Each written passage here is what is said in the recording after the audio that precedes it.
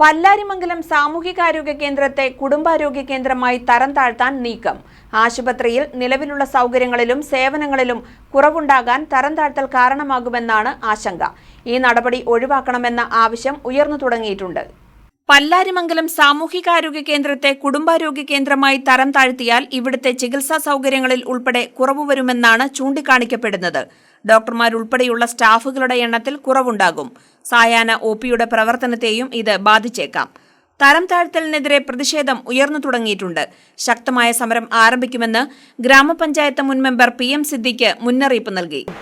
Family health centre എന്ന നിലയിൽ നിന്ന് ബ്ലോക്ക് ഫാമിലി ഹെൽത്ത് സെന്റർ എന്ന നിലയിലേക്ക് ഈ ഉയർത്തുകയും അതിന് അനിവാര്യമായ സ്റ്റാഫ് പാറ്റേൺ അടക്കമുള്ള എല്ലാ ആനുകൂല്യങ്ങളും പ്രഖ്യാപിക്കുകയും ആശുപത്രിയിൽ രാവിലെ മുതൽ വൈകുന്നേരം വരെ OP സൗകര്യം ഉണ്ടായിരിക്കുകയും ഡോക്ടർമാരുടെ എണ്ണം കൂട്ടുകയും ചെയ്യേണ്ടതിന് പകരം നിലവിലുള്ള സൗകര്യങ്ങളെ ഡിഗ്രേഡ് ചെയ്യുന്ന ഈ നിലപാട് ആരുടെ ഭാഗത്തു നിന്നായാലും ഒരു കാരണവശാലും അത് അംഗീകരിക്കാൻ കഴിയില്ല.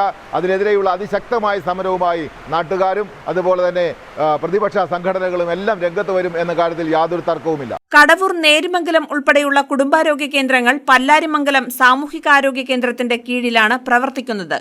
ബ്ലോക്ക് കുടുംബാരോഗ്യ കേന്ദ്രമായി ഉയർത്താനുള്ള എല്ലാ സാധ്യതകളും നിലനിൽക്കെയാണ് വെറും കുടുംബാരോഗ്യ കേന്ദ്രമായുള്ള തരം താഴ്ത്തലെന്ന് PM സിദ്ദിഖ് പറഞ്ഞു.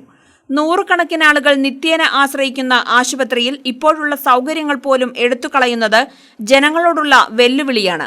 സ്വകാര്യ ആശുപത്രികളെ സഹായിക്കുന്നതിനാണ് ഇപ്പോഴത്തെ നീക്കമെന്നും അദ്ദേഹം ആരോപിച്ചു.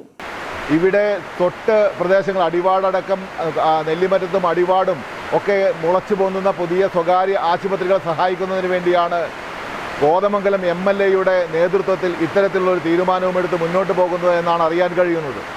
തീർച്ചയായിട്ടും ഇതുപോലുള്ള സംഗതികൾ പിറവം പോലുള്ള നിയോജക മണ്ഡലങ്ങൾ ഉണ്ടായപ്പോൾ ബഹുമാന്യനായ കോതമംഗലം അവിടുത്തെ ജനപ്രതിനിധികൾ അതുപോലെ MLA അടക്കമുള്ള ആളുകൾ നിയമസഭയിൽ പോലും പ്രശ്നങ്ങൾ ഉന്നയിക്കുന്ന സാഹചര്യമുണ്ടായി. ദൗർഭാഗ്യവശാൽ കോതമംഗലത്ത് ഈ നാടിൻ്റെ ആവശ്യങ്ങൾ ഉന്നയിക്കാൻ പര്യാപ്തനായ ഒരു ജനപ്രതിനിധി ഇല്ല എന്ന ദുഃഖകരമായ ഒരു അവസ്ഥയാണ് നിലനിൽക്കുന്നത്.